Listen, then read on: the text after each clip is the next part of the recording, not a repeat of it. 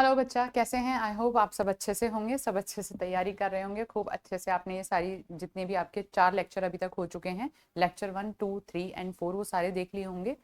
तो लेक्चर 4 में हमने रॉल्स लॉ स्टार्ट कर लिया था। अब हम रॉल्स लॉ के अकॉर्डिंग आगे इम्प्रूव करेंगे, आगे बढ़ेंगे।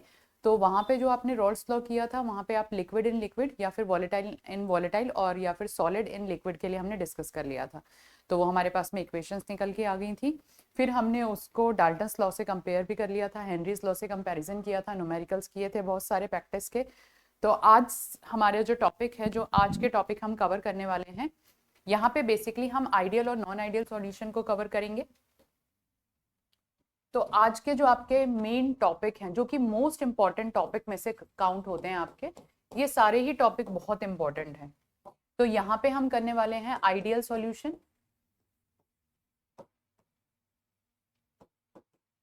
नॉन आइडियल सॉल्यूशन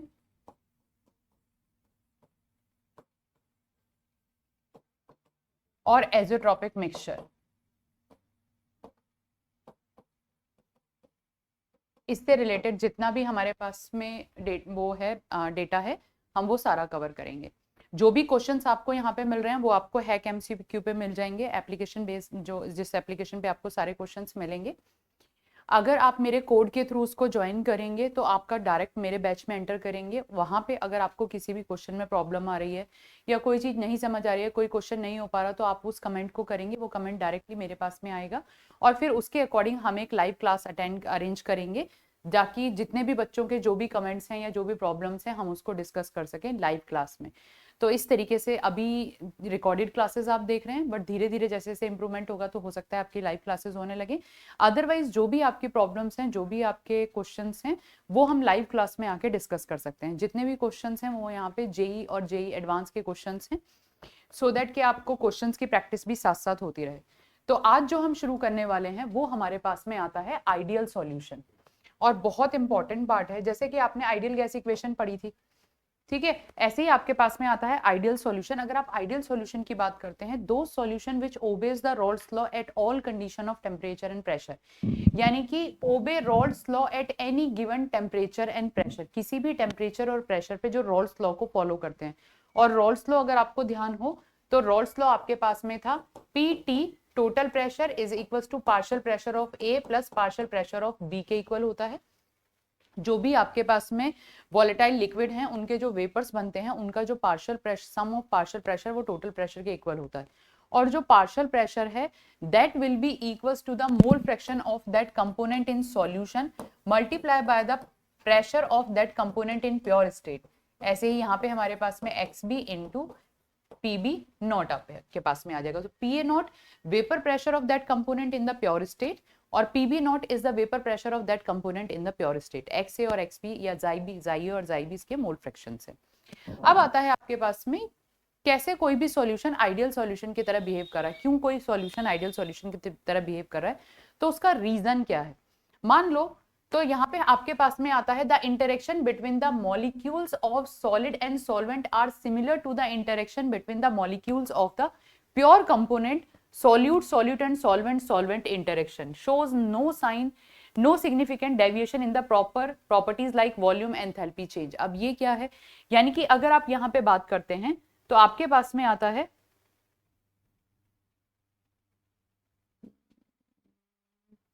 चलिए, तो यहां पे आपके पास में आता है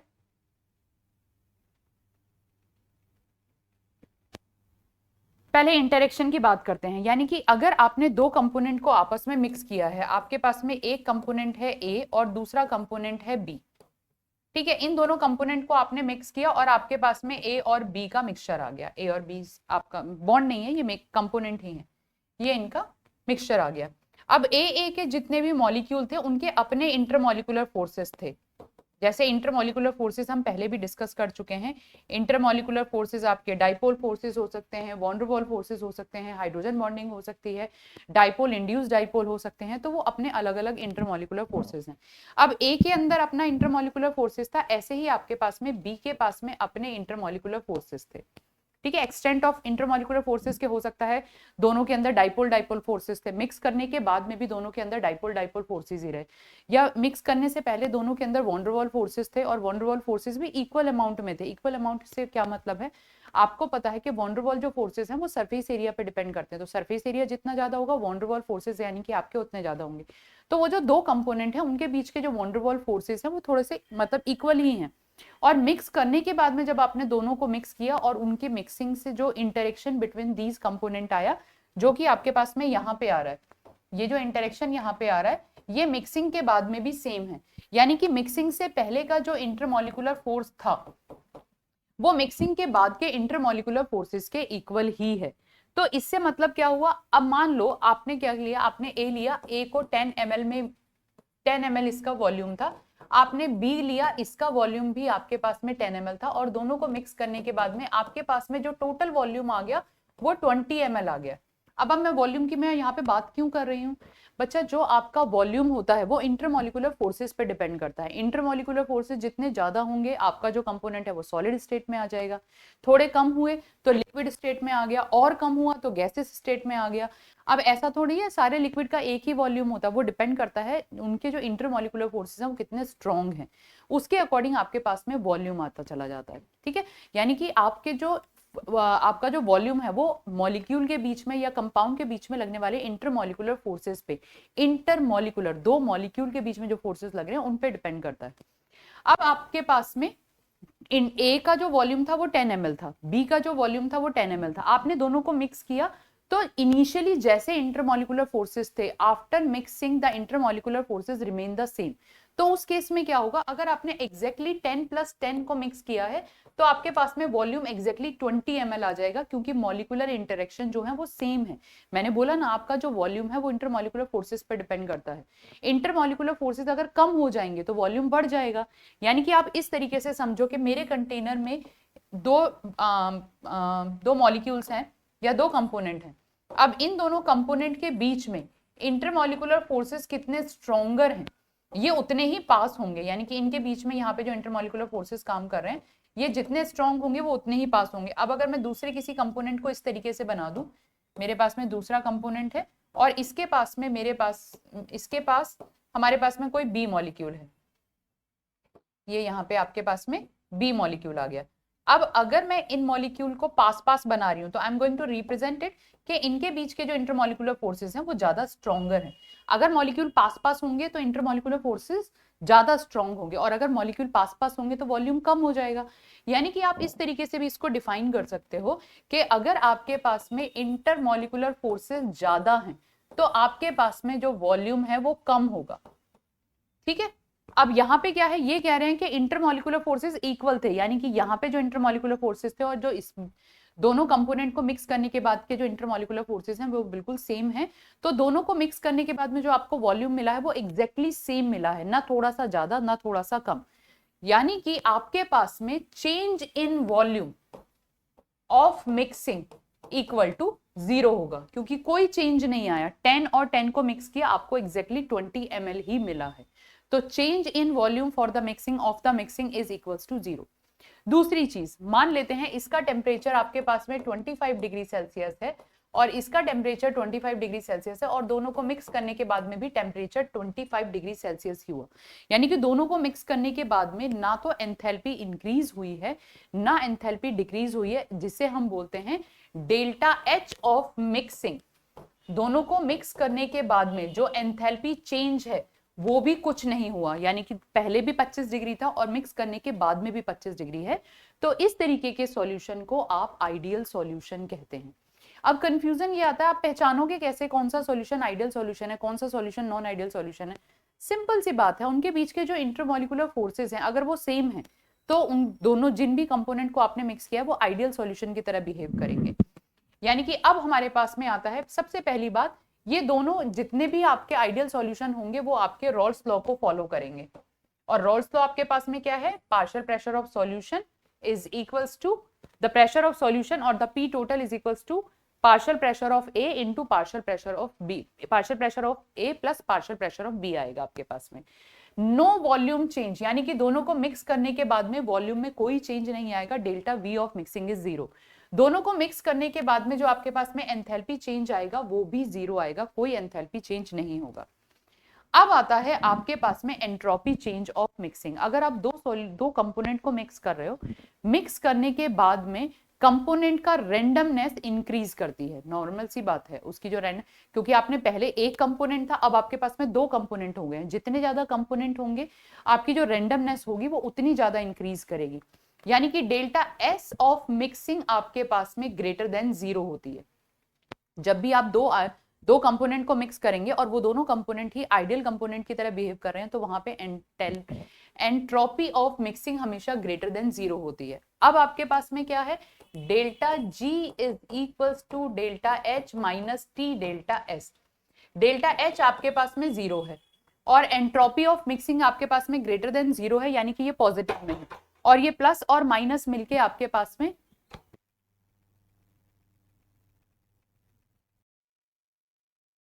तो अगर आप दो कंपोनेंट को आपस में मिक्स करते हैं, मिक्सिंग के बाद में जो एंट्रोपी है वो इंक्रीज करती है क्योंकि रैंडमनेस इंक्रीज करती है। अब आपको पता है डेल्टा एच यहाँ पे 0 होगा, डेल्टा एस पॉजिटिव होगा, तो ओवरऑल जो आपके पास में डेल्टा जी वैल्यू आएगी वो डेल्टा जी वैल्यू आपके पास में लेस देन 0 होगी, यानी कि नेगेटिव होगी। और अगर आपके पास में delta G value less than 0 होती है, यानी कि पहली बात तो आपके पास में delta G value of mixing 0 होगी आइडियल सॉल्यूशन के लिए, और वो आपके पास में स्पॉन्टेनियस रिएक्शन होगी, यानी कि आपने दो कंपोनेंट लिए हैं, उनके जो आपस में इंटरमॉलिक्यूलर फोर्सेस हैं वो ऑलमोस्ट सेम है, दोनों की जो मिक्सिंग होगी वो एक स्पॉन्टेनियस रिएक्शन होगी। जैसे कि आपने दो कंपार्टमेंट लिए, उसमें दो सॉल्यूशन है और दोनों सॉल्यूशन को आपने मिक्स कर दिया, दोनों के इंटरमॉलिक्यूलर फोर्सेस सेम है, तो इस केस में आपके पास में delta G of mixing less than 0 होगी, नेगेटिव में होगी, तो वो स्पॉन्टेनियस होगी, वो आपकी स्पॉन्टेनियस रिएक्शन को फेवर करेगी। अब आपके पास में आता है, जब भी आपके पास में कैरेक्टरिस्टिक्स ऑफ आइडियल सॉल्यूशन में जब भी आपके पास में आइडियल सॉल्यूशन होगा तो उनके फोर्स ऑफ इंटरेक्शन या इंटरमॉलिक्यूलर फोर्सेस ए और बी के या जो भी आप कंपोनेंट ले रहे हैं वो मिक्सिंग के बाद के जो इंटरमॉलिक्यूलर फोर्सेस होंगे वो सेम होंगे, यानी कि force of interaction after mixing force of interaction will be equal to the force of interaction before mixing। Mixing से पहले के जो इंटरेक्शन थे और मिक्सिंग के बाद के जो इंटरेक्शन है वो सेम होंगे। तो ये इस तरीके के सॉल्यूशन आपके पास में आइडियल सॉल्यूशन की तरह बिहेव करते हैं। अगर मैं इसका ग्राफ बनाऊं, आइडियल सॉल्यूशन के लिए ग्राफ बनाऊं, तो रॉल्स लॉ को फॉलो करेगा, नॉर्मल सी बात है। अब मान लेते हैं यहाँ पे ये जो आपके पास में बेंजीन का लिया है और यहाँ पे हमारे पास में टॉल्यूइन है, ये जो ऑरेंज वाला है ये आपके पास में टॉल्यूइन है और ये आपके पास में बेंजीन है, ठीक है। यहाँ आपके पास में टोटल बेंजीन है, यानी कि mole fraction of benzene will be equals to 1 और mole fraction of toluene is equals to 0। यहाँ पे आपके पास में mole fraction of toluene is equals to 1 and mole fraction of benzene is equals to 0। तो जैसे जैसे आप मोल फ्रैक्शन आप जो बढ़ाते, टॉलिन का अमाउंट बढ़ाते चले जाएंगे, तो जो आपके पास में पी टोटल है वो इन दोनों को ज्वाइन करने वाली लाइन के बीच में होगा, यानी कि हमेशा आपका जो पी टोटल होगा वो P A plus P B के इक्वल होगा, अगर आपका सॉल्यूशन आइडियल सॉल्यूशन की तरह बिहेव कर रहा है। आपने जब भी दो कंपोनेंट को मिक्स किया तो उसका जो टोटल प्रेशर होगा वो partial pressure of A plus partial pressure of B के सम के इक्वल ही होगा, और पार्शियल प्रेशर आप रॉल्स लॉ के अकॉर्डिंग निकाल सकते हो, जो मैंने आपको स्टार्टिंग में ही बता दिया था। तो ये वाला जो हमारे पास में ग्राफ आता है, ये ग्राफ हमारे पास में आइडियल सॉल्यूशन के लिए ग्राफ आता है। इस तरीके से आपके पास में ये आइडियल सॉल्यूशन के लिए ग्राफ आ गया। अब अगर आप एग्जांपल्स देखें आइडियल सॉल्यूशन के, तो वो सॉल्यूशन जिनके इंटरमॉलिक्यूलर फोर्सेस ऑलमोस्ट सेम है और उन दोनों को आप मिक्स कर रहे हैं, तो वो सॉल्यूशन आपके आइडियल सॉल्यूशन की तरह बिहेव करते हैं, ठीक है। अब एग्जांपल बहुत इंपॉर्टेंट है, चाहे आप सीबीएसई की तैयारी कर रहे हैं चाहे आप जेई की तैयारी कर रहे हैं, ये एग्जांपल आपको दोनों के लिए ही लर्न करने हैं, बहुत इंपॉर्टेंट है, डायरेक्ट क्वेश्चन आ जाता है, अभी हम क्वेश्चन करेंगे भी। देखो जैसे कि अगर आप बेंजीन को और टॉल्यूइन को अगर मिक्स करते हो तो आपके पास में जो सॉल्यूशन बनेगा वो आपके पास में आइडियल सॉल्यूशन की तरह बिहेव करेगा। क्यों? क्योंकि बेंजीन भी आपका नॉन पोलर है, वॉन डेर वाल्स फोर्सेस हैं, टॉल्यूइन आपका नॉन पोलर है, वॉन डेर वाल्स फोर्सेस हैं। दोनों को मिक्स करेंगे तो दोनों के वॉन डेर वाल्स फोर्सेस में कोई बहुत ज्यादा चेंज नहीं आएगा, ऑलमोस्ट सेम होंगे, क्योंकि दोनों का साइज भी ऑलमोस्ट सेम है। नॉर्मल हेक्सेन और नॉर्मल हेप्टेन की अगर आप बात करते हैं तो ये आपके पास में नॉर्मल हेक्सेन आ गया। अगर आप नॉर्मल हेप्टेन की बात करते हैं तो आप इस तरीके से नॉर्मल हेक्सेन आ गया। तो देखो जो सरफेस एरिया है वो दोनों को ऑलमोस्ट सेम है, दोनों को आप मिक्स करेंगे, दोनों के इंटरमॉलिकुलर फोर्सेस भी सेम होंगे, तो ये आपके एज ए आइडियल सॉल्यूशन की तरह बिहेव करेंगे। क्लोरोबेंजीन, ब्रोमोबेंजीन तो आप देखोगे ऑलमोस्ट सेम साइज हैं, तो आपको वैसे भी देखते ही आइडिया लग जाएगा कि कौन सा सॉल्यूशन आइडियल सॉल्यूशन की तरह बिहेव करेगा, जिनके साइज और जिनके जो इंटरेक्शन है वो ऑलमोस्ट सेम है। जैसे बेंजीन, यहाँ पे बेंजीन है, यहाँ पे बेंजीन है, यहाँ पे क्लोरो है, यहाँ पे ब्रोमो है, तो ऑलमोस्ट एक जैसे इंटरमॉलिकुलर फोर्सेस होंगे। Ethyl bromide, ethyl iodide, normal butyl chloride, normal butyl bromide, CCl4 SiCl4 दोनों ही आपके नॉन पोलर हैं, CH4Br2 CH2 CH4 Cl2 C2H5Br C2H5Cl, तो इनके ऑलमोस्ट एक जैसे इंटरमॉलिकुलर फोर्सेस हैं, चाहे डाइपोलर फोर्सेस हो चाहे आपके वॉन डेर वाल्स फोर्सेस हो, तो इनके ये वाले जो मिक्सचर हैं ये एज ए आइडियल सॉल्यूशन की तरह बिहेव करेंगे। क्लियर, आ गया समझ?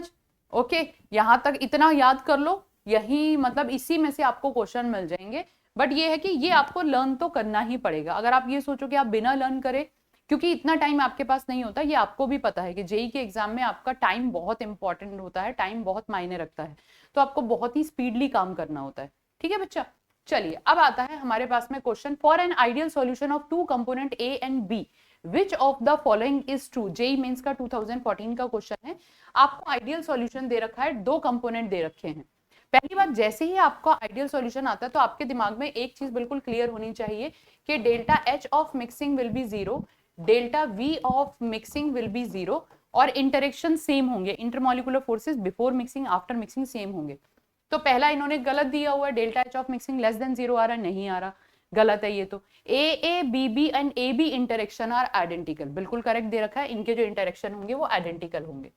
ए B interaction is stronger than A B, अगर स्ट्रॉन्गर हो गए तो फिर वो आइडियल सॉल्यूशन की तरह बिहेव नहीं करेगा। कोई एक भी इंटरेक्शन अगर चेंज हो गया ए का बी के साथ में, या ए और ए के मिक्सिंग से पहले के जो इंटरेक्शन थे अगर वो अलग होंगे तो वो आइडियल सॉल्यूशन की तरह बिहेव नहीं करेगा, यानी कि ये आपका गलत है। और delta H of mixing greater than 0 भी नहीं हो सकती, यानी कि option B will be the correct option. ठीक है बच्चा, चलिए इसके बाद में आता है, liquid A and B form an ideal solution at 30 degree, the total vapour pressure of a solution containing 1 mole of A and 2 mole of B, यानी कि आपके पास में Na इज इक्वल्स टू 1 है और Nb इज इक्वल्स टू 2 है। 2 mole of B, 250 millimetre of Hg, total vapour pressure, ये आपको टोटल वेपर प्रेशर दे रखा है, यानी कि मैं इसे P टोटल लिख सकती हूं, और P टोटल मेरे पास में आ गया 250 mm of Hg.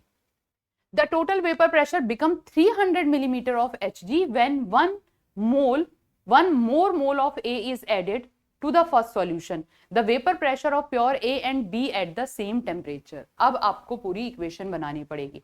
यहाँ पे आपको x है तो आप मोल फ्रैक्शन ऑफ A निकाल सकते हैं, वो आपके पास में आएगा 1/1 + 2, ये आ गया 1/3। तो 1/3 आपके पास में मोल फ्रैक्शन ऑफ ए हो गया, तो मोल फ्रैक्शन ऑफ बी आपके पास में क्या होगा 2/3। पी टोटल आपको दे रखा है, यानी कि हम लिख सकते हैं पी टोटल, इसको मैं थोड़ा इधर लिखूंगी क्योंकि मुझे दोनों इक्वेशन आपस में कंपेयर करानी है। तो यहाँ पे मेरे पास में आएगा P total is equals to P A plus P B, और पी ए को मैं लिख सकती हूँ X A into P A not plus X B into P B not, जाई बी बोल लो, वो बोल लो, एक्स बोलो, आपकी मर्जी है। ये आपको दे रखा है 1/3, यहाँ पे ये पी ए नॉट हो गया, ये आपके पास में आ गया 2/3, यहाँ पे ये पी बी नॉट हो गया। अगर मैं एलसीएम ले लूं तो मेरे पास में आएगा 3pt is equals to P A not plus 2/3 P B, 2/3 नहीं 2।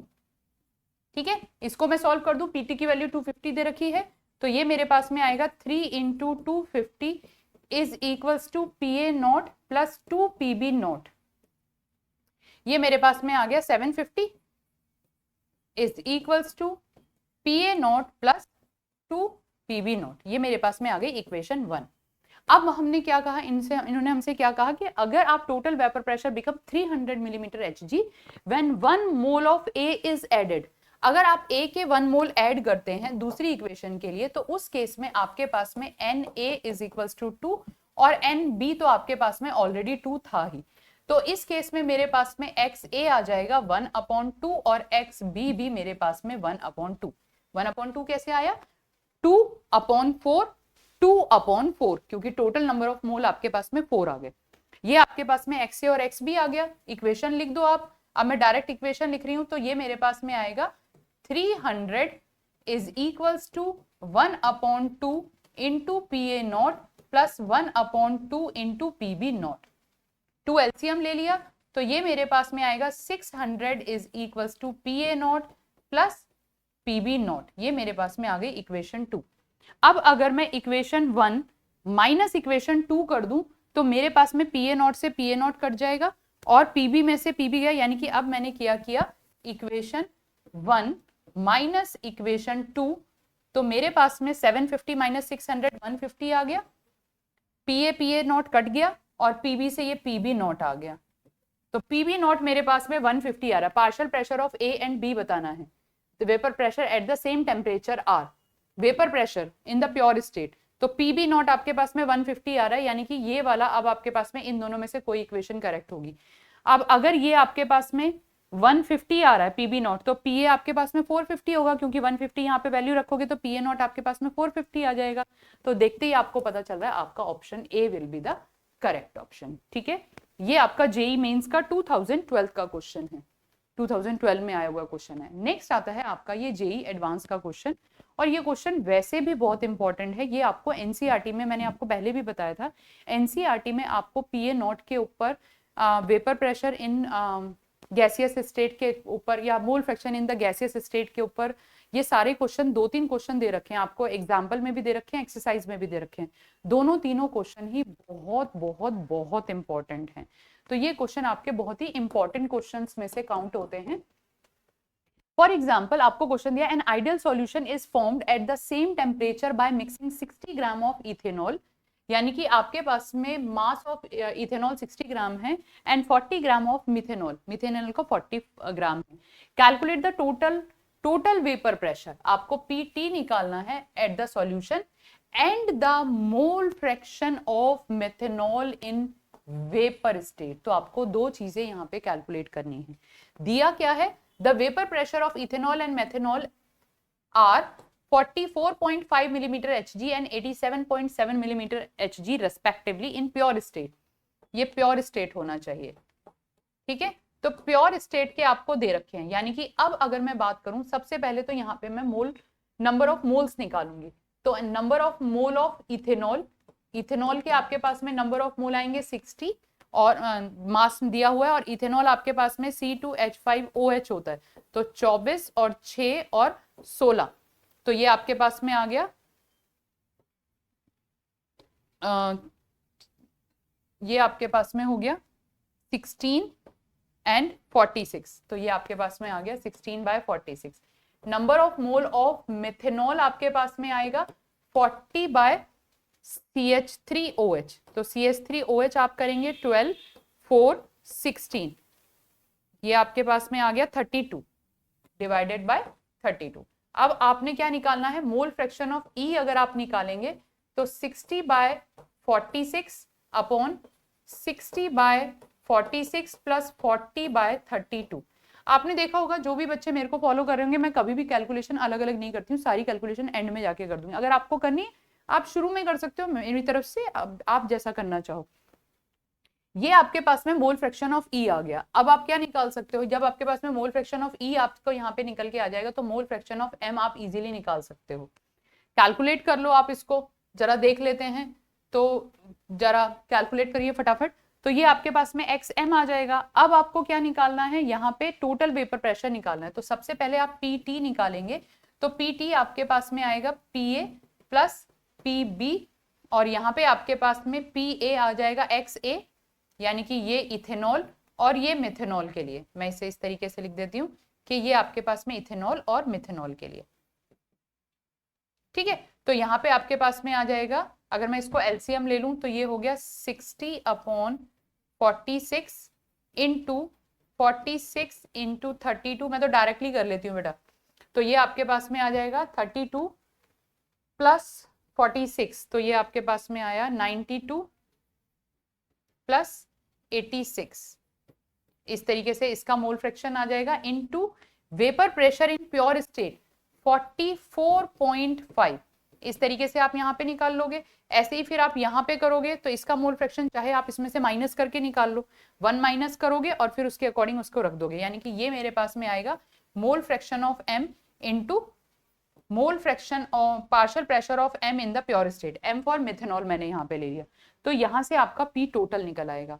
अब जब आपके पास में P टोटल आ गया तो इन्होंने क्या कहा है हमसे, the mole fraction of methanol in pure state में निकालने के लिए आपको यहाँ पे मोल fraction of methanol in vapour phase में निकालना है। तो वेपर फेज के लिए मैंने आपको कल एक फॉर्मूला लिखवाया था, XB या जो भी आपको XA या लेना है XB लेना है, तो XA in vapour state is equals to XA into PA not upon P total.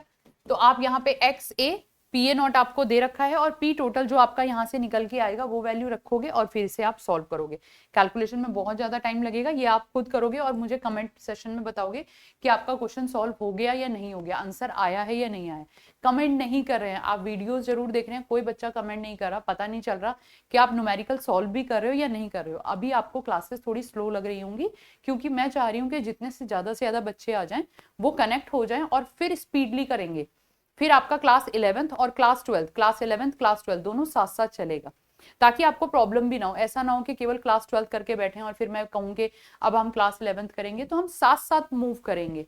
मुझे भी पता है आप 12th के, अगर जो बच्चे 12th के हैं उनको बहुत प्रॉब्लम होगी क्योंकि उनके बोर्ड भी चल रहे होंगे उसी समय उनका जेई जनवरी का अटेम्प्ट भी होगा, आपको प्रैक्टिस भी करनी है, बोर्ड भी करना है। तो मैं आपको एक बार बताऊं, मैं जो भी तैयारी करा रही हूँ मेरा कराने का तरीका ये है कि आप बोर्ड के साथ तैयारी करते चलोगे, यानी कि आपका बोर्ड भी क्लियर होगा और आपका जनवरी वाला अटेम्प्ट भी यहीं पे क्लियर हो जाएगा। रीजन कि हम सारे क्वेश्चन उसी तरीके से लेके चल रहे हैं, जो आपके वहां से आ रहे हैं, जो आपके यहाँ पे आ रहे हैं।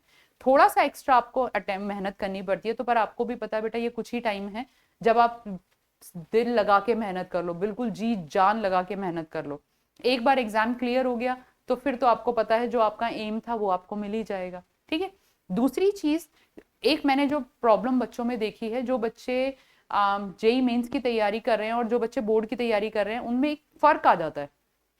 ये बहुत ही क्लियर सा, ये हर मतलब जिनको भी एक्सपीरियंस टीचर हैं वो सब जानते होंगे कि क्या प्रॉब्लम होती है। जो जेई मेंस वाले बच्चे हैं, जो केवल जेई मेंस को फोकस कर रहे हैं, उनकी जो हैबिट होगी वो क्वेश्चन को बहुत जल्दी से सॉल्व करने की होती है। जो बोर्ड वाले बच्चे होते हैं वो क्वेश्चंस को स्टेप वाइज लिखते हैं। तो आप दोनों को कंबाइन कर दो ना, आप अलग अलग तैयारी क्यों कर रहे हो, आप पढ़ तो सेम ही चीज रहे हो, थोड़ा सा फालतू पढ़ रहे हो, बस इतना ही तो है। आप तरीका उसी तरीके से करो कि आप प्रॉपर तरीके से लिखते हुए चलो और उसको सॉल्व भी उतनी ही स्पीड से करो, तो आप दोनों में अच्छे नंबर ले आओगे, आपके बोर्ड में भी नंबर आ जाएंगे, आप मेंस भी क्लियर कर लोगे, एडवांस भी क्लियर कर लोगे। ठीक है बच्चा, चलिए इसके बाद में आता है benzene and naphthalene form an ideal solution at room temperature. Room temperature पे दोनों ही आइडियल सॉल्यूशन बनाते हैं। For this process the true statement is और आर। अगर आपका आइडियल सॉल्यूशन है तो सबसे पहली बात यहाँ पे डेल्टा जी इज पॉजिटिव। अभी हम करके आए हैं, जब भी आपके पास में आइडियल सॉल्यूशन होता है तो delta G of mixing less than 0 होता है, क्योंकि वो एक स्पॉन्टेनियस प्रोसेस है। तो delta G of system positive होने का मतलब ये नॉन स्पॉन्टेनियस है, यानी कि दो कंपोनेंट आपके मिक्स नहीं होंगे, जबकि उन्होंने ऑलरेडी कह दिया कि ये आपके पास में आइडियल सॉल्यूशन है। Delta S of system is positive. Delta simple सी बात है, जब अभी हम करके आए, डेल्टा एस ऑफ जो मिक्सिंग होती है वो आपके पास में मोर देन 0 होती है, तो वो पॉजिटिव होती है, वो सिस्टम के लिए ही है, यानी कि ये ऑप्शन आपका करेक्ट ऑप्शन है। Delta S of surrounding will be 0 and delta S of system, ये तो गलत आ गया। और ये आपको पता है कि delta S of system plus delta S of surrounding will be equals to 0, तो ये आपको ऑलरेडी पता है। तो यहाँ पे आपके पास में ये दो ऑप्शन करेक्ट होंगे, delta S of system is positive, ये ठीक है, और डेल्टा एस ऑफ सराउंडिंग नहीं होता है। डेल्टा, अगर आपका डेल्टा एस पॉजिटिव है तो सराउंडिंग नेगेटिव में है, यानी कि असल में होता क्या है आपके पास में, आपके पास में आता है delta S of system plus delta S of surrounding is equals to S of universe. ये अब अगर ये आपका पॉजिटिव में होगा, ये आपका नेगेटिव में होगा, तो ओवरऑल जो यूनिवर्स के लिए आएगा वो 0 आएगा, पर यहाँ पे यूनिवर्स नहीं दे रखा है, यहाँ पे सराउंडिंग दे रखा है, तो आपका B option will be the correct option.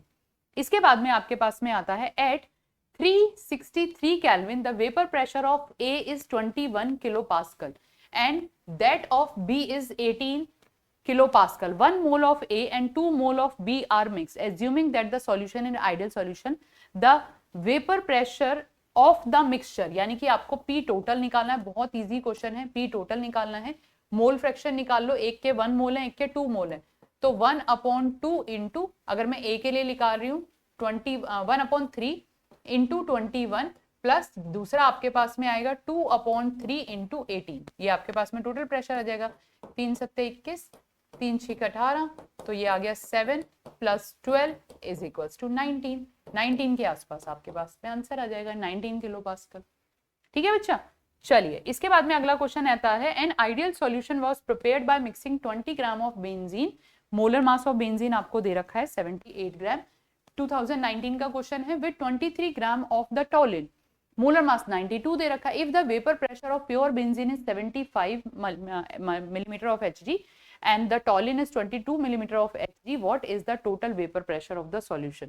Same वही चीज है, PT निकालना है, बट सबसे पहले आपको नंबर ऑफ मोल निकालने पड़ेंगे।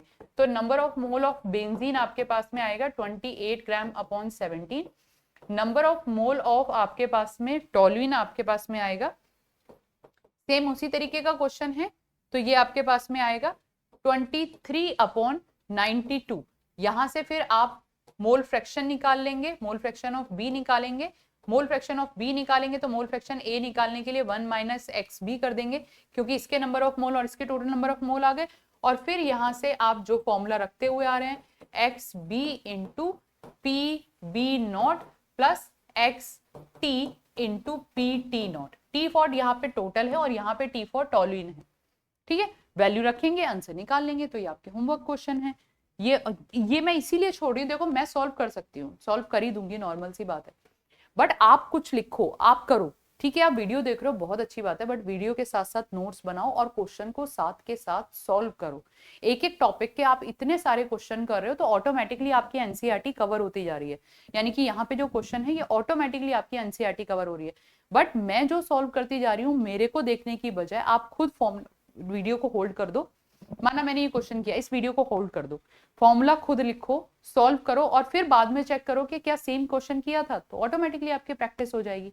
इसके बाद में आता है, N ideal solution is formed by mixing 2 volatile liquid A and B, the vapour pressure of pure A is 100 and that of pure B is 200, the mole fraction of A in the solution. बहुत ही आसान question है, mole fraction already दे दिया है, 0.4 दिया है, तो mole fraction of B आपके पास में आ जाएगा 0.6।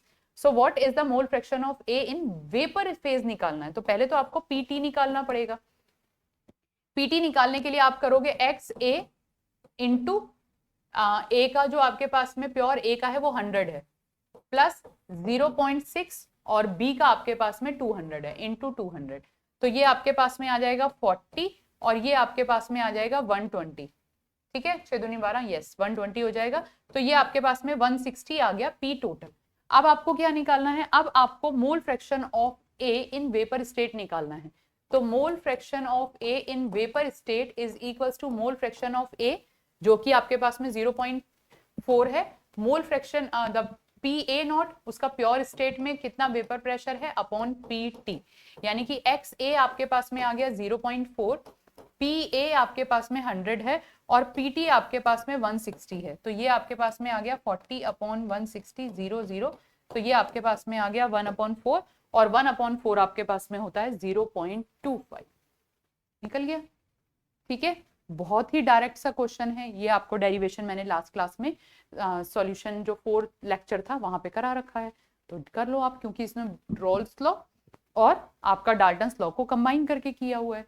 इसके बाद में आपके पास में आता है non ideal solution. Non ideal solution क्या है, दो solution which do not obeys the Raoult's law at all condition of temperature and pressure, यानी कि हर टेम्परेचर पे और हर प्रेशर पे जो रॉल्स लॉ को फॉलो नहीं कर रहा है। रॉल्स लॉ क्या था, P total P A plus PB के इक्वल होता है, यानी कि जब भी आप दो कंपोनेंट को मिक्स करें तो जो उसका टोटल प्रेशर होगा वो पी ए के पार्शियल प्रेशर, मतलब ए के पार्शियल प्रेशर और बी के पार्शियल प्रेशर के सम के इक्वल होगा। ठीक है, अब यहाँ पे आपके पास में आता है that does not obey the Rolle's law at any given temperature and pressure throughout, यानी कि एंटायर रेंज में फॉलो नहीं करते हैं। तो यहाँ पे अब आपके पास में क्या आता है, इसका रीजन क्या है, कौन सा सॉल्यूशन नॉन आइडियल सॉल्यूशन की तरह बिहेव करता है। तो बार बार मैंने बोला इंटरमोलिकुलर फोर्सेस बहुत इंपॉर्टेंट है। अगर आपने दो कंपोनेंट को मिक्स किया है मिक्स करने के बाद में इंटरमॉलिक्यूलर फोर्सेस बढ़ गए कैसे? आपने दो कंपोनेंट को मिक्स किया, उसमें नए बॉन्ड्स बन गए, नए इंटरेक्शन बॉन्ड्स नहीं, नए फोर्सेस ऑफ अट्रैक्शन बन गए। हो सकता है उन दोनों के बीच में हाइड्रोजन क्रिएट हो गई, उन दोनों के बीच में डाइपोल डाइपोल फोर्सेस क्रिएट हो गए, या फिर एक के पास में नॉन पोलर था और दूसरा डाइपोलर था, तो ion induced dipole induced dipole forces हो गए हैं। तो फिर वो नए फोर्सेस क्रिएट हो गए, और नए फोर्सेस क्रिएट हो गए तो फोर्स ऑफ अट्रैक्शन बढ़ेगा और आपका वॉल्यूम कम हो जाएगा। या फिर ये भी हो सकता था कि पहले जितने फोर्सेस ऑफ अट्रैक्शन थे, आपने जब दोनों को मिक्स किया तो फोर्सेस ऑफ अट्रैक्शन कम हो गए, और उस केस में उन दोनों के इंटरमॉलिक्यूलर फोर्सेस कम हो गए और वॉल्यूम बढ़ गया। ठीक है बच्चा? तो यानी कि यहाँ पे the interaction between unlike molecule differ from those of the like molecule. Like molecule के बीच में जो इंटरेक्शन थे वो अनलाइक मॉलिक्यूल जब दोनों को मिक्स किया उससे डिफर है। तो यहाँ पे आपके पास में आता है show derivation in vapour pressure, volume, enthalpy change during the mixing. तो इस तरीके के जो सॉल्यूशन है ये आपके vapour pressure, volume, enthalpy change in सब और वॉल्यूम चेंज इन सब को चेंज कर देते हैं। The derivation shows the deviations are classified. अब इस दो तरीके के डेविएशन होते हैं यहाँ पे, जो नॉन आइडियल सॉल्यूशन है उनको आप दो में डिफाइन करते हैं। एक आपके पास में आता है non ideal solution with positive deviation, यानी कि यहां पे आपके पास में आएगा non ideal solution with positive deviation, और यहां पे आपके पास में आएगा non ideal solution with negative deviation. Okay, तो इसके अकॉर्डिंग अब आप दो को स्टडी करने वाले हैं, एक पॉजिटिव डेविएशन और नेगेटिव डेविएशन। यानी कि जब आपके पास में नॉन आइडियल सॉल्यूशन होगा तो पहली बात, आपके पास में जो टोटल प्रेशर है वो PA0 और PB0 के सम के इक्वल नहीं होगा। दूसरी चीज, डेल्टा V ऑफ मिक्सिंग भी जीरो के इक्वल नहीं होगी। तीसरी चीज, एंथैल्पी चेंज भी आपके पास में जीरो के इक्वल नहीं होगा। एनर्जी चेंज भी जीरो के इक्वल नहीं होगा क्योंकि एनर्जी में भी फर्क आएगा। एंट्रोपी ऑफ मिक्सिंग आपकी मोर देन जीरो भी हो सकती है, लेस देन जीरो भी हो सकती है, वो डिपेंड करता है कि आपका सॉल्यूशन किस तरीके का है। यानी कि यहाँ पे आपके पास में delta S of mixing more than zero भी हो सकती है, और डेल्टा S ऑफ मिक्सिंग आपके पास में लेस देन जीरो भी हो सकती है, depending upon type of solution जो भी आप ले रहे हैं।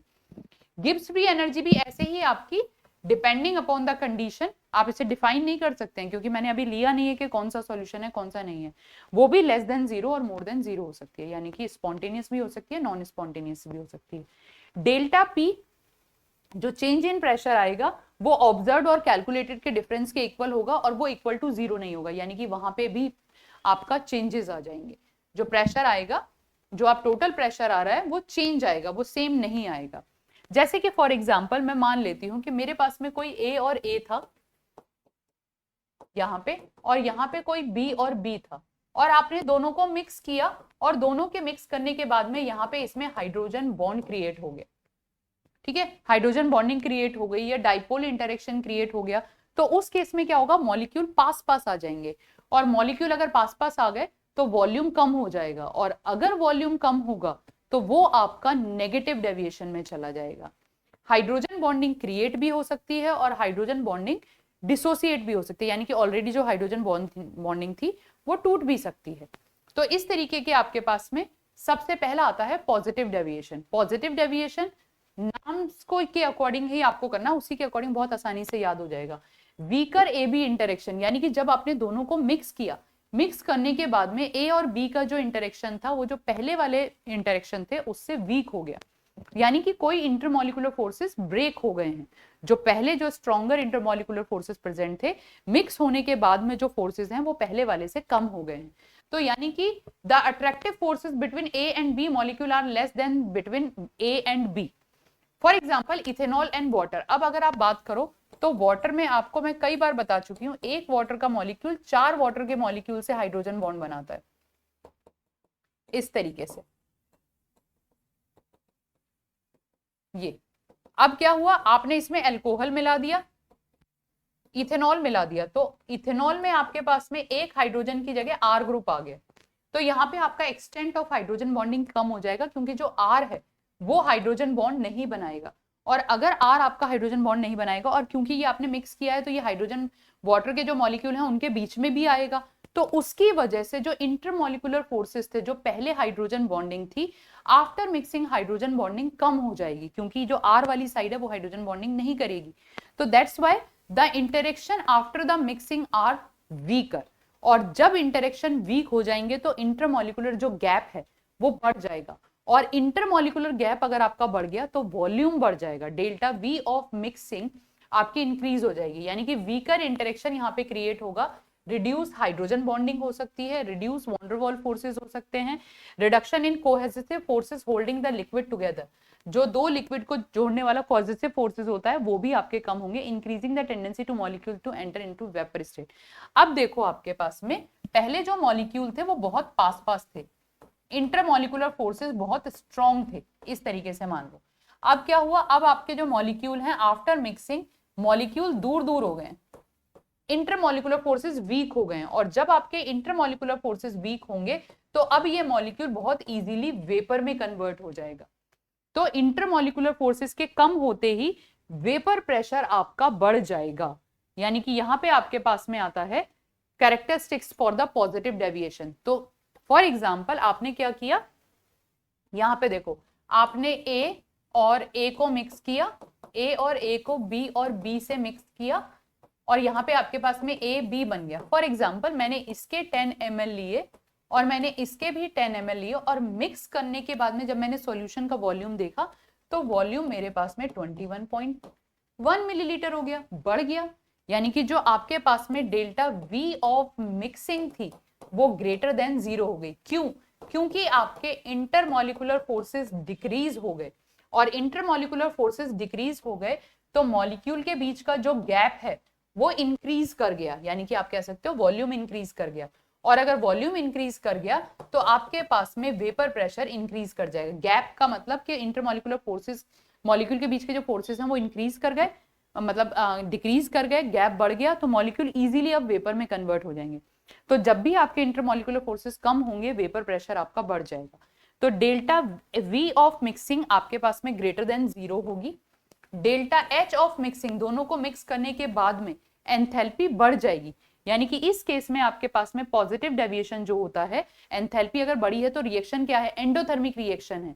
एंडोथर्मिक रिएक्शन क्यों थी? क्योंकि वहां पे आपके जो बॉन्ड्स हैं वो ब्रेक हुए हैं, तो energy is required to break stronger AA and BB interaction to form weaker AB interaction. जो पहले वाले इंटरेक्शन थे उनको ब्रेक करने के लिए देखो एनर्जी, या फिर आपके बॉन्ड टूट रहे हैं, बॉन्ड बन रहे हैं, या जो कुछ भी हो रहा है, मूवमेंट ऑफ इलेक्ट्रॉन हो रहा है, रेजोनेंस हो रहा है, हाइपर कंजुगेशन हो रहा है, हर किसी में एनर्जी इन्वॉल्व हो रही है। तो यहाँ पे आपके पास में जो डेल्टा H ऑफ मिक्सिंग होता है वो ग्रेटर देन 0 होता है, और जो टोटल प्रेशर आएगा वो भी आपका दोनों के सम के प्रेशर से ज्यादा होगा। क्यों? बार बार एक ही बात बोल रही हूं मैं, बार बार एक ही बात को रिपीट करे जा रही हूं। इंटरमॉलिक्यूलर फोर्सेस बढ़ जाएंगे, इंटरमॉलिक्यूलर फोर्सेस कम हो जाएंगे, गैप बढ़ जाएगा, तो वेपर ज्यादा बनेंगे। तो इस केस में आपके पास में इंटरनल चेंज ऑफ मिक्सिंग, ये आपकी कंडीशन पे डिपेंड करेगी कि आपके पास में रिएक्शन कौन सी है, बट क्योंकि आपने दोनों को मिक्स किया है तो मिक्सिंग करने से जो उनके बीच का गैप बढ़ गया, तो जो आपकी रैंडमनेस है वो इंक्रीज कर जाएगी। इस केस में आपका डेल्टा S 0 होगा, और डेल्टा S 0 होगा तो डेल्टा G अब डिपेंड करता है आपके पास में डेल्टा H पे, क्योंकि डेल्टा H भी आपका ग्रेटर देन 0 है तो पॉजिटिव में होगा, डेल्टा S भी आपके पास में पॉजिटिव है, तो टेम्परेचर आप कितने टेम्परेचर पे करा रहे हो अब वो उस फैक्टर पे डिपेंड करेगा। और उस केस में आपके पास में तो डेल्टा G ऑफ मिक्सिंग है, क्योंकि आपके पता है delta G is equal to delta H minus T delta S। अब अगर ये ज्यादा हो गया, डेल्टा H आपका T डेल्टा S से ज्यादा हो गया, तो आपका डेल्टा G पॉजिटिव में हो जाएगा, और अगर आपके पास में डेल्टा H की वैल्यू T डेल्टा S से कम होगी, T डेल्टा S से कम होगी, तो आपके पास में डेल्टा G नेगेटिव हो जाएगा। तो यहाँ पे ये आपका डिपेंड करेगा कि डेल्टा H की वैल्यू क्या है, डिपेंड्स ऑन द वैल्यू, आपको जो वैल्यू दी है उस पर डिपेंड करेगा। तो यहाँ पे जो वीक इंटरमॉलिक्यूलर फोर्सेस आ जाते हैं इसकी वजह से पॉजिटिव डेविएशन, यानी कि अब इस केस में आपके पास में क्या होगा, जो P टोटल जो स्ट्रेट लाइन आ रही थी आइडियल सॉल्यूशन के लिए, अब वो लाइन आपके पास में इंक्रीजिंग ऑर्डर में आएगी, क्योंकि उनका इंटरमॉलिक्यूलर फोर्सेस डिक्रीज हो गए हैं तो वेपर ज्यादा बनेंगे।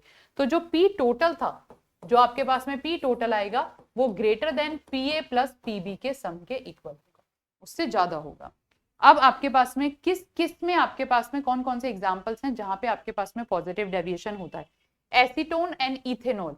अब देखो जरा साथ के साथ देखते भी जाओ, अगर मैं एसीटोन और इथेनॉल ले रही हूं, इथेनॉल में आपके पास में हाइड्रोजन बॉन्डिंग है, एसीटोन में डाइपोल इंटरेक्शन है। जब आपने दोनों को मिक्स किया तो हाइड्रोजन बॉन्डिंग जो है वो कम हो जाएगी, वो ब्रेक होगी, क्योंकि जब आप एसीटोन को उसमें मिक्स कर रहे हो ब्रेक होगी तो इंटरमॉलिक्यूलर फोर्सेस कम होंगे। एसीटोन प्लस CS2, एसीटोन आपका डाइपोलर है, कार्बन डाइसल्फाइड आपका नॉन पोलर है, तो आप डाइपोलर में नॉन पोलर को मिलाओगे तो इंटरेक्शन चेंज होंगे ही होंगे और वो भी कम हो जाएंगे। अगला आपके पास में वाटर में हाइड्रोजन बॉन्डिंग और मेथनॉल का एग्जांपल मैंने आपको बता ही दिया। इससे आपके पास में वाटर प्लस इथेनॉल वो भी सेम चीज है।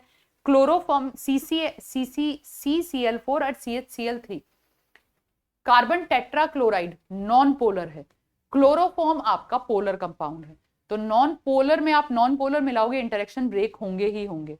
CCl4 टॉलिन, कार्बन टेट्राक्लोराइड और टॉलिन में यहाँ पे आपका जो इंटरेक्शन आएगा ये भी ब्रेक होंगे, क्योंकि टॉलिन में थोड़ा सा फर्क आ जाता है। एसीटोन और बेंजीन, अगेन वो नॉन पोलर है, ये पोलर है। कार्बन टेट्राक्लोराइड और मिथेनॉल, एक पोलर है एक में हाइड्रोजन बॉन्डिंग है। साइक्लोहेक्सेन और इथेनॉल, एक में हाइड्रोजन बॉन्डिंग है एक में नॉन पोलर है। यानी कि दो अलग तरीके के इंटरेक्शन है और दोनों को मिक्स करने के बाद में वो इंटरेक्शन ब्रेक हो रहे हैं, तो वहां पे आपके पास में पॉजिटिव डेविएशन आएगा। जैसे कि एग्जांपल इथेनॉल प्लस वाटर का मैंने आपको पूरा बता दिया। Ethanol form strong hydrogen bond with itself but interaction with the water is weaker. Ethanol की अपने हाइड्रोजन बॉन्डिंग तो स्ट्रॉन्ग है, पर वाटर के साथ में जो इसका इंटरेक्शन बनेगा वो वीकर बनेगा than comparison to water. The solution has higher vapour pressure and form the minimum boiling azeotropes. अभी एज़ोट्रॉप्स पे हम यहाँ पे आएंगे, एज़ोट्रॉप अभी हम आगे पढ़ेंगे। अगला एग्जांपल एसीटोन और कार्बन डाइऑक्साइड का, मैंने आपको बताया CS2 कार्बन डाई सल्फाइड, तो आपके पास में कार्बन डाई सल्फाइड जो है ये आपके पास में कार्बन डाई सल्फाइड है। एसीटोन आपकी ये, यहां पे देखो प्लस डेल्टा माइनस डेल्टा, और यहां पे ये नॉन पोलर है, ये आपकी नॉन पोलर है और ये आपका पोलर है। तो आप पोलर में जब नॉन पोलर को करोगे तो इंटरेक्शन वीक होंगे और आपका पॉजिटिव डेविएशन आ जाएगा। इसके बाद में आपके पास में बेंजीन और इथेनॉल हाइड्रोजन बॉन्डिंग और नॉन पोलर, वो भी आपका क्लियर है, यानी कि बेंजीन नॉन पोलर इंटरेक्शन के साथ में आपका हाइड्रोजन बॉन्डिंग का जो इंटरेक्शन है वो वीक हो जाएगा। नेक्स्ट हेक्सेन और इथेनॉल, ये भी मैंने आपको क्लियर करा दिया।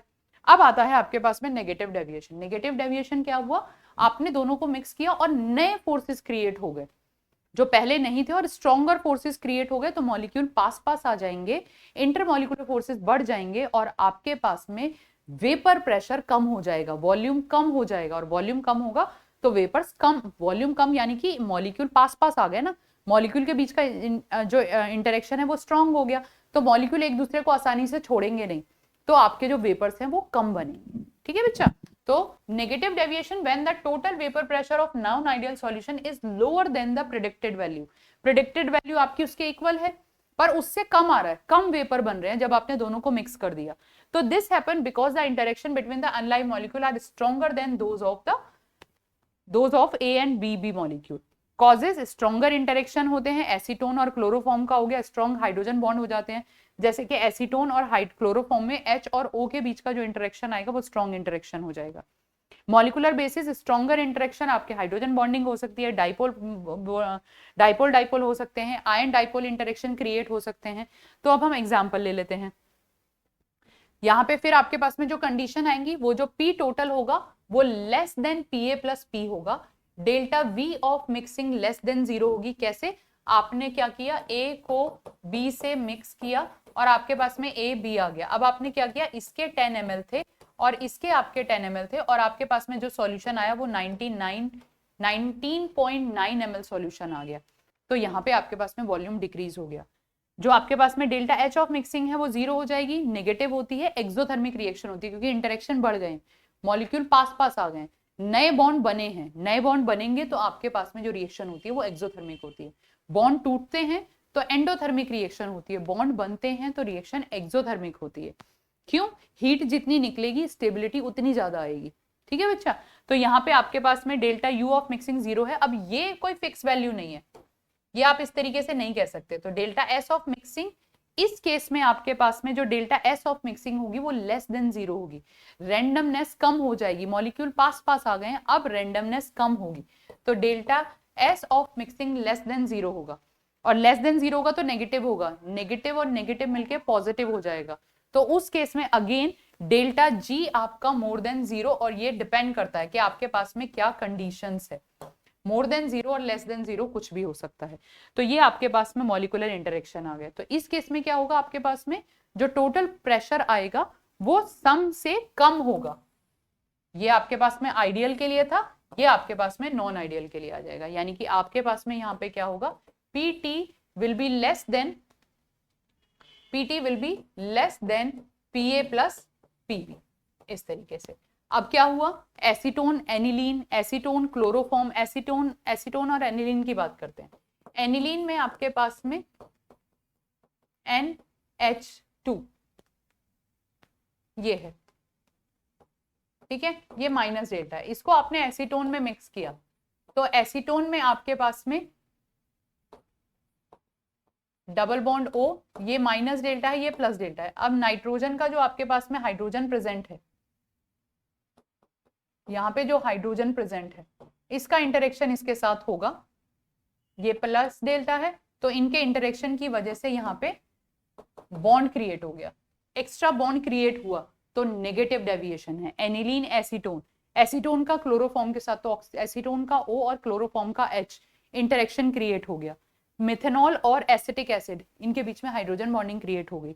H2O और HNO3 हाइड्रोजन बॉन्डिंग, नए हाइड्रोजन बॉन्ड क्रिएट हुए, क्योंकि नाइट्रोजन का H, वाटर के जो H है उसके साथ इंटरेक्शन क्रिएट हो गई ऑक्सीजन के साथ, वाटर का HCl। तो एक चीज, एक ट्रिक दे देती हूँ, नॉर्मली आपका वाटर में अगर आप एसिड मिक्स कर रहे हैं तो आपके पास में नेगेटिव डेविएशन आता है। एनिलीन हो गया, आपने एसिटिक एसिड ले लिया, नाइट्रिक एसिड ले लिया, HCl ले लिया, तो ये आपके नेगेटिव डेविएशन शो करते हैं। एसिटिक एसिड और पिरिडिन हो गया, नाइट्रिक एसिड और CHCl3 हो गया, तो एसिड वाले जो इंटरेक्शन होंगे वाटर के साथ में, ये आपके नेगेटिव डेविएशन शो करते हैं। तो आप इस तरीके से स्ट्रिक के अकॉर्डिंग से याद भी कर सकते हैं।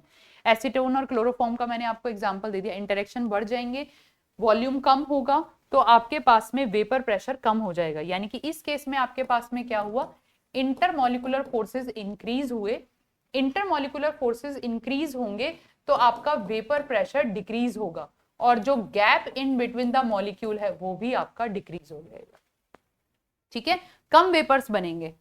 ये हो गया, ये सारे एग्जांपल्स हैं, नाइट्रिक एसिड और वाटर, क्लोरोफॉर्म और डाइथाइल ईथर, पिरिडिन और एसिटिक एसिड। अब क्वेश्चन आता है, which of the following liquid pair shows the positive deviation from the Raoult's law, किसमें पॉजिटिव डेविएशन आ रहा है। अब देखो कैसे करोगे, सबसे पहले water plus hydrochloric acid, acid वाला मैंने आपको बताया ये नेगेटिव डेविएशन है, यानी कि ये नेगेटिव डेविएशन है। बेंजीन और टॉलिन आपका नो डेविएशन है, यानी कि ये तो आपके पास में आइडियल सॉल्यूशन आ गया, या फिर मैं इसे 0 लिख लेती हूँ समझने के लिए। एसीटोन और क्लोरोफॉर्म, ये भी अभी आप करके आए हो, ये आपके पास में नेगेटिव डेविएशन है, एसीटोन का क्लोरोफॉर्म के साथ में नेगेटिव डेविएशन है। इथेनॉल और एसीटोन का आपके पास में पॉजिटिव डेविएशन आएगा, एक मिनट,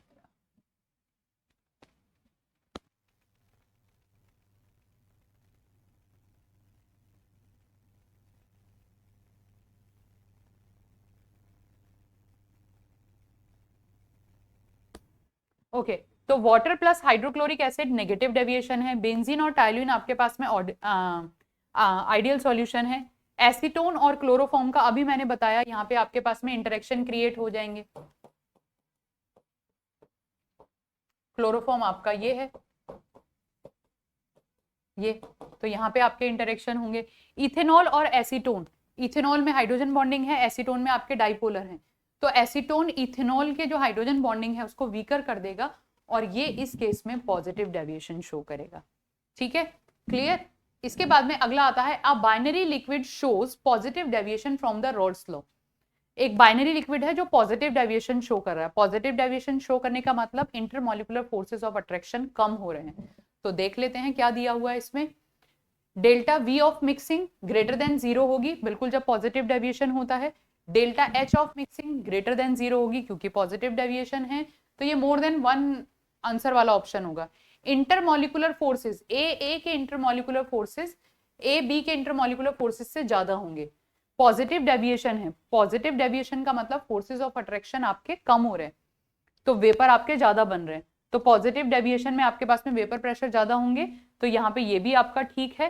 तो ये तो चारों ही ठीक हैं, इसमें क्या गलत है, ये तो क्वेश्चन में ही गड़बड़ है। Any binary liquid show positive deviation, और पीए भी आपका ग्रेटर देन पी और पीबी से ज्यादा होगा, तो ये आपके चारों ही करेक्ट हैं एक्चुअल में। तो यहाँ पे आपके मोर देन वन करेक्ट वाला ऑप्शन होगा, जरूर क्वेश्चन होगा। इसके बाद में आता है a non ideal solution was prepared by mixing 30 ml chloroform 50 ml acetone. अब आप क्लोरोफॉर्म और एसीटोन को मिक्स कर रहे हैं।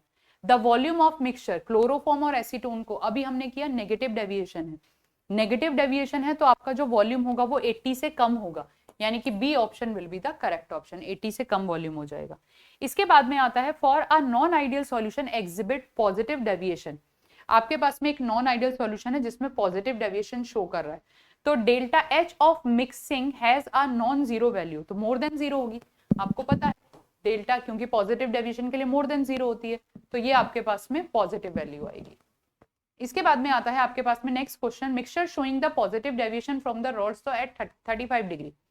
आपके पास में पॉजिटिव डेविएशन अभी हमने किया है, बेंजीन और टॉलिन तो आपके पास में नॉन आइडियल सॉल्यूशन है। फिनॉल और एनिलीन ये नेगेटिव डेविएशन है क्योंकि इसमें इंटरेक्शन क्रिएट हो रहे हैं, हाइड्रोजन बॉन्डिंग क्रिएट हो रही है। कार्बन डाइसल्फाइड और एसीटोन ये आपके पास में पॉजिटिव डेविएशन है क्योंकि एसीटोन आपका डाइपोलर है और उसमें आपने नॉन पोलर मिला दिया।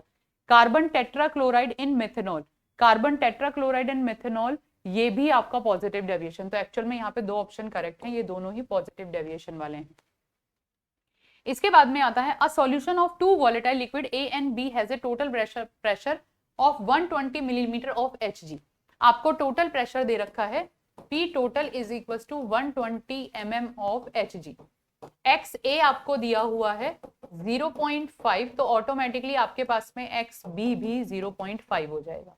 While the ideal vapor pressure predicted Raoult's law is 100 millimeter of Hg, the ideal vapor pressure of the pure A and pure B are 150 and 1 Hg respectively।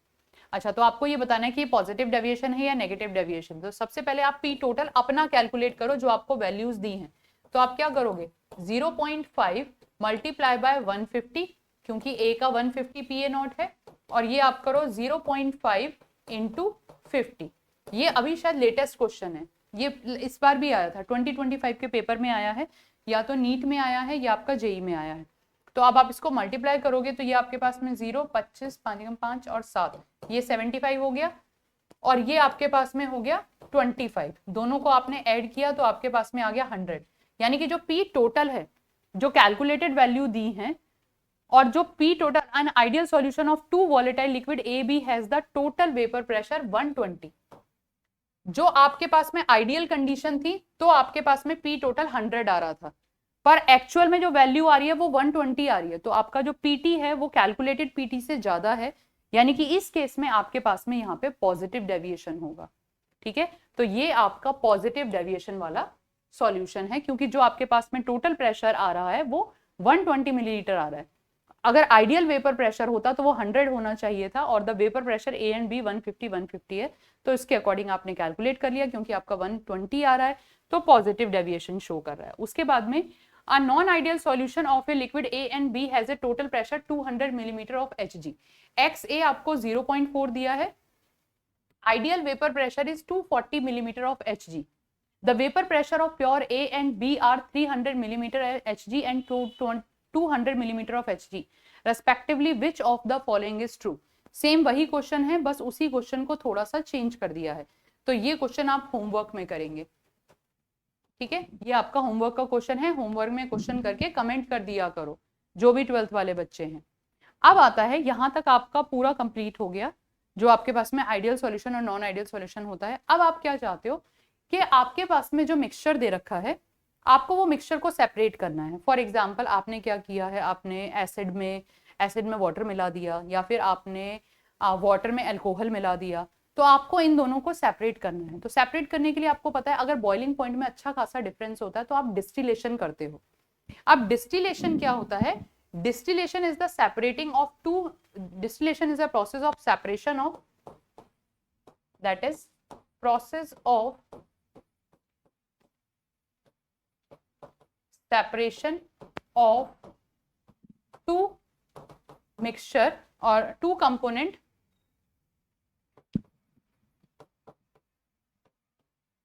of mixture, two component of mixture has difference in boiling point, have difference in boiling point greater than 25। ये simple distillation की मैं बात कर रही हूँ। Distillation भी आपके पास में बहुत अलग अलग तरीके के होते हैं, बट मैं यहाँ पे सिंपल डिस्टिलेशन की बात कर रही हूँ। यानी कि आपको एक मिक्सचर में दो कंपोनेंट दिए हैं, आपने उन दोनों कंपोनेंट को सेपरेट करना है। सिंपल डिस्टिलेशन से आप क्या करोगे, पहली बात डिस्टिलेशन क्या है, अभी हम पहले डिस्टिलेशन की बात करते हैं। माना ये आपको मिक्सचर दिया है, ये आपके पास में यहाँ पे मिक्सचर आपको दिया है ए और बी का, ठीक है। ए का जो बॉइलिंग पॉइंट है वो बी के बॉइलिंग पॉइंट से ज्यादा है, यानी कि boiling point of A is greater than boiling point of B. जिसका बॉइलिंग पॉइंट ज्यादा होता है उसके इंटरमोलिकुलर फोर्सेस ज्यादा होते हैं। अब आपके पास में ए का बॉइलिंग पॉइंट बी के बॉइलिंग पॉइंट से ज्यादा है, तो अगर आप हीट करोगे तो जिसका बॉइलिंग पॉइंट कम है उसके इंटरमोलिकुलर फोर्सेस कम है, और जिसके इंटरमोलिकुलर फोर्सेस कम है उसके वेपर्स ज्यादा बनेंगे। मैं बार बार इसी बात को लिख रही हूं, जिसके इंटरमोलिकुलर फोर्सेस कम है उसके वेपर्स ज्यादा बनेंगे, ठीक है। उसके वेपर्स ज्यादा बनेंगे तो उसका बॉइलिंग पॉइंट कम हो गया। बॉइलिंग पॉइंट हम पहले भी डिफाइन कर चुके हैं। अब अगर मैंने हीट करना शुरू करा तो जिसका बॉइलिंग पॉइंट कम है उसके वेपर्स ज्यादा बनेंगे। ये माना बी है, बी के लिए मैं कलर ले लेती हूँ, ये मैंने ब्लू कलर बी के लिए लिया है। इसके वेपर्स ज्यादा बनेंगे, ये वेपर्स ऊपर की तरफ जाएंगे, ऊपर तक जाते जाते काइनेटिक एनर्जी कम हो जाएंगी, यहाँ पे ये पास होंगे, ठंडे होके ये यहाँ पे कलेक्ट हो जाएंगे। यानी कि यहाँ पे आपके पास में बी अलग हो गया और यहाँ पे आपके पास में ए अलग हो गया। तो आप इस तरीके से इस मिक्सचर को सेपरेट कर सकते हैं, पर ये प्रोसेस एकदम नहीं होता, आपको बार बार करना पड़ता है। तो आपने क्या किया, यहाँ से शुरू किया, फिर आपने इसको हीट किया, फिर करा, फिर थोड़ा सा जो मिक्सचर बचा फिर आपने इसको अलग किया, फिर आपने इसको अलग किया। ऐसे करते करते आपके पास में एक पॉइंट ऐसा आ जाता है जब आप उस मिक्सचर को सेपरेट नहीं कर सकते हैं, जिसे आप बोलते हैं एजियोट्रॉप। तो ये आपके पास में बहुत इंपॉर्टेंट पार्ट आ जाता है जेई मेंस और एडवांस वाले बच्चों के लिए। A mixture of two or more liquid that boils at constant temperature and produce a vapor with the same composition as the liquid। और इसको मैं और बहुत सिंपल लैंग्वेज में कहूं तो जब आपका कोई प्योर सब्सटेंस होता है, जैसे कि मैं प्योर वाटर की बात कर लेती हूँ, अगर आपको प्योर वाटर दिया है तो आपको पता है वो 100 डिग्री सेल्सियस पे बॉयल होता है। यानी कि जो प्योर वाटर है उसका बॉइलिंग पॉइंट आपको पता है वो फिक्स है, वो आपका 100 डिग्री सेल्सियस पे बॉयल होता है। तो इससे आप बॉइलिंग से पता कर सकते हो कि ये प्योर वाटर है। यानी कि प्योर वाटर को आपने बॉईल किया, वो वेपर्स बनेंगे और वो ठंडा होगा तो फिर आपका वो पानी ठंडा होके वाटर में कन्वर्ट हो जाएगा। अब जब आपका mixture as a pure substance की तरह बिहेव करने लगे, यानी कि वो है तो मिक्सचर, दो चीजों से मिलकर बना है, बट वो जब आपके पास में एक वो कंडीशन आ गई है कि वो जो मिक्सचर है आपने उसको बॉईल किया, दोनों एक तरीके से वेपर बना रहे हैं और एक ही साथ दोनों ठंडे होते जा रहे हैं, यानी कि वो प्योर लिक्विड की तरह बिहेव करने लगता है, दोनों एक दूसरे से सेपरेट नहीं होते हैं, that mixture is called azeotropic mixture. और ये कंडीशन कब आती है, जब एक पर्टिकुलर परसेंटेज होती है, एक पर्टिकुलर कंडीशन पे ही आप इसे देखते हो। यानी कि this property prevent complete separation of component bye simple fraction distillation. यानी कि आप सिंपल फ्रैक्शनल डिस्टिलेशन से अब उसे सेपरेट नहीं कर सकते हो, as distillation retain the azeotropic component, क्योंकि वो अब एजियोट्रॉप बन चुका है, वो दोनों एक साथ ही वेपराइज होंगे, एक साथ ही ठंडे होंगे, दोनों बिल्कुल अलग हो ही नहीं सकते, एक जैसा ही है, बिल्कुल प्योर लिक्विड बन गया है, प्योर सॉल्वेंट बन गया है। So azeotrops are the characteristics of the non-ideal solution where derivation from the Rolle's law, positive और negative, leads to unique vapor pressure behavior। यानी कि वो कंडीशन आप लगातार डिस्टिलेशन करते जा रहे हो, करते जा रहे हो, करते जा रहे हो, अब आपके पास में एक वो कंडीशन आ गई है, वो परसेंटेज आ गई है जहां पे आप उन दोनों को सेपरेट नहीं कर सकते हो, तो उसे आप एजियोट्रॉपिक मिक्सचर कहते हैं। अब एजियोट्रॉपिक मिक्सचर को आप दो कैटेगरी में डिवाइड करते हैं। एक आपके पास में आता है minimum boiling, minimum boiling azeotropes, और दूसरा आपके पास में आता है मैक्सिमम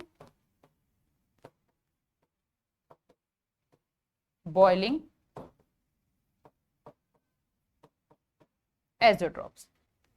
अब पहले हम लेते हैं minimum boiling azeotropes. Minimum boiling azeotropes का मतलब क्या है? The azeotropes boil at the temperature, और ये PYQ है, ये आपके पास में डायरेक्टली क्वेश्चन आया हुआ है। The azeotrope boils at the temperature lower than the boiling point of the two pure component due to higher than expected vapor pressure। यानी कि इस केस में क्या हुआ, आपका जो एजोट्रॉपिक मिक्सचर है वो उस टेम्परेचर पे बॉयल होगा जो दोनों के मिनिमम बॉइलिंग पॉइंट से भी कम है, उसे आप मिनिमम बॉइलिंग एजोट्रॉप बोलते हैं। यानी कि बहुत कम बॉइलिंग पॉइंट हो गया। अगर बहुत कम बॉइलिंग पॉइंट हो गया तो वेपर प्रेशर बहुत ज्यादा बढ़ गया, और वेपर प्रेशर अगर बढ़ गया तो वो आपका पॉजिटिव डेविएशन है। यानी कि आप ये कह सकते हो कि मिनिमम बॉइलिंग एजोट्रॉप्स आपका पॉजिटिव डेविएशन वाले कंपाउंड शो करते हैं। पॉजिटिव डेविएशन वाले जो कंपाउंड होंगे वो आपका मिनिमम बॉइलिंग एजोट्रॉप्स शो करते हैं। तो positive deviation from the Raoult's law where interaction are weaker, ज्यादा वेपर्स बनेंगे, तो उस केस में आपके पास में मिनिमम बॉइलिंग एजोट्रॉप्स होगा। और एजोट्रॉप्स को आप कांस्टेंट बॉइलिंग एजोट्रॉप भी बोलते हैं। यानी कि अगर मैं एजोट्रॉप को डिफाइन करूं तो एजोट्रॉप का दूसरा नाम आपके पास में आता है कांस्टेंट बॉइलिंग एजियोट्रॉप्स या कांस्टेंट बॉइलिंग मिक्सचर, क्योंकि एक पर्टिकुलर कांस्टेंट वैल्यू पे ये बॉयल होने लगते हैं। ये देखो यहाँ पे अगर मैं इस ग्राफ की बात करूं तो ये मेरे पास में जो ग्राफ है ये आपका प्रेशर और मोल फ्रैक्शन का ग्राफ है यहाँ पे अगर मैं लूंगी, और ये वाला जो मेरे पास में ग्राफ है ये टेम्परेचर और मोल फ्रैक्शन का ग्राफ है। तो अब हुआ क्या, हम यहाँ पे फ्रैक्शनल डिस्टिलेशन करते जा रहे हैं। ये देखो ये जो ऊपर वाला पॉइंट है यहाँ पे आपके पास में केवल लिक्विड प्रेजेंट होगा, और ये जो नीचे वाला पॉइंट है ये आपके पास में वेपर प्रेजेंट होगा। यानी कि हुआ क्या, मैंने यहां से शुरू किया, प्रेशर बढ़ा दिया, प्रेशर बढ़ा दिया, तो अब आपके पास में जो कंपोजिशन है ये प्रेशर ये है, और उस केस में आपके पास में जो लिक्विड का कंपोजिशन ये है और वेपर का कंपोजिशन ये है। अब आपने क्या किया, फिर प्रेशर बढ़ा दिया, अब आपके पास में लिक्विड का कंपोजिशन ये है और उसी पॉइंट पे वेपर का कंपोजिशन ये है। तो आपके पास में फर्स्ट ड्यू पॉइंट आता है, कब आपके पास में पहली ड्रॉप बनती है। अब वो सारा, क्योंकि हाई प्रेशर होगा तो लिक्विड बनेगा और लो प्रेशर होगा तो वेपर्स होंगे। तो ऐसे करते करते ये वाला जब पॉइंट आपके पास में आ जाएगा, जब वो लिक्विड, और ये एडवांस वाले बच्चों के लिए, जेई एडवांस वाले बच्चों के लिए बहुत इंपॉर्टेंट है, जेई एडवांस में ये क्वेश्चन आपको आया भी हुआ है। तो ये आपका ये वाला जो पॉइंट है ये एजोट्रॉप की तरह काम करेगा। ये मेरे पास में जो ग्राफ है ये प्रेशर और मोल फ्रैक्शन का है। अब इसी ग्राफ को अगर मैं टेम्परेचर की टर्म में लूंगी तो ये वाला जो मेरे पास में पॉइंट आएगा ये मेरे पास में मिनिमम बॉइलिंग पॉइंट आएगा, क्योंकि टेम्परेचर बढ़ाते जा रहे हैं तो यहाँ पे मेरे पास में वेपर स्टेट होगी और यहाँ पे मेरे पास में लिक्विड स्टेट होगी। ठीक है, तो आप इस तरीके से अगर आप मैक्सिमम पॉजिटिव डेविएशन ले रहे हैं, पॉजिटिव डेविएशन ले रहे हैं, तो आपके पास में जो एजोट्रॉपिक मिक्सचर होगा वो मिनिमम बॉइलिंग एजोट्रॉपिक मिक्सचर होगा। जैसे कि positive azeotrope is ethanol and water mixture कब ऑब्टेन होता है, जब इन दोनों का जो कंडीशन है या इन दोनों का जो कंपोजिशन है वो 95.63 ethanol and 4.37% water by mass आपका आ जाएगा। तो which boils at 78.2 degree Celsius. Ethanol आपका 78.4 पे बॉयल होता है, वाटर आपका 100 डिग्री सेल्सियस पे बॉयल होता है। तो ये जो मिक्सचर है, जो मिनिमम बॉइलिंग एजोट्रॉपिक मिक्सचर है, ये आपका 78.2 डिग्री सेल्सियस पे बॉयल होगा। याद करने की जरूरत नहीं है, लॉजिकल को आता है, वो 3 ऑप्शन आपके इससे ऐसे होंगे जो आपको देखते ही पता चल जाएगा। पर ट्रिक क्या है, पॉजिटिव डेविएशन तो मिनिमम बॉइलिंग एजोट्रॉप, यानी कि पॉजिटिव गया तो एजोट्रॉप मिनिमम हो गया। ठीक है, इस तरीके से आपको याद रखना है। सेम यही चीज आपके पास में आता है मैक्सिमम बॉइलिंग एजोट्रॉप। यहाँ पे आपके पास में जो टेम्परेचर होगा, जो बॉयल होगा, देन यानी कि the azeotropic boil at the temperature higher than the boiling point of the pure component, both pure component, दोनों कंपोनेंट में जिसका हायर है उससे भी ज्यादा होगा। यहाँ पे क्या होगा, बॉइलिंग पॉइंट बढ़ रहा है तो इंटरमोलिकुलर फोर्सेज आपके क्या हो रहे हैं, इंक्रीज हो रहे हैं। यानी कि आपके पास में मैक्सिमम बॉइलिंग एजोट्रॉपिक मिक्सचर का मतलब है नेगेटिव डेविएशन। ये आपके पास में नेगेटिव डेविएशन शो करते हैं। ठीक है, नेगेटिव डेविएशन शो होगा तो आप सिंपल सी बात ये है, इंटरमॉलिक्यूलर फोर्सेस बढ़ेंगे, वेपर प्रेशर कम होगा तो आपका बॉइलिंग पॉइंट बढ़ जाएगा। तो मैक्सिमम बॉइलिंग एजोट्रॉप है, वेपर प्रेशर कम हो गया, इंटरमॉलिक्यूलर फोर्सेस बढ़े हैं, इंटरमॉलिक्यूलर फोर्सेस बढ़ेंगे तो नेगेटिव डेविएशन होगा। तो आपने जो ग्राफ बनाया था वो बिल्कुल अपोजिट हो जाएगा। यानी कि इस केस में ये आपके पास में प्रेशर और मोल फ्रैक्शन का ग्राफ है, ये आपके पास में लिक्विड है, ये आपके पास में वेपर्स है, तो ये आपके पास में एजोट्रॉपिक मिक्सचर आ गया। यहाँ पे ये आपके पास में मैक्सिमम बॉइलिंग एजोट्रॉपिक मिक्सचर आ गया। तो ये पॉइंट आपका एजोट्रॉपिक मिक्सचर का हो जाएगा। एग्जाम्पल आपके पास में आ गया, हाइड्रोक्लोरिक एसिड और concentrated 20.2% and 79.8% of water by मास आपको दिया है। तो यहाँ पे इसका जो बॉइलिंग पॉइंट होगा वो आपके पास में 110 है। देखो हाइड्रोक्लोरिक एसिड का -85, वाटर का 100, और ये आपके पास में दोनों मिलके जो एजोट्रॉपिक मिक्सचर बनेगा ये आपके पास में 110 आ जाएगा। हाइड्रोक्लोरिक एसिड का +85 होना चाहिए boiling point, pure boiling point, yes, ठीक है। ये हाइड्रोक्लोरिक एसिड के लिए नहीं था। अब आता है आपके पास में question, the mixture of two liquid boils at the temperature lower than that the boiling point of both liquid. Boiling point जितना था उनसे भी कम पे बॉयल हो रहा है तो क्या होगा, minimum boiling azeotrope. Minimum boiling azeotrope अगर होगा आपका तो पॉजिटिव डेविएशन शो करेगा।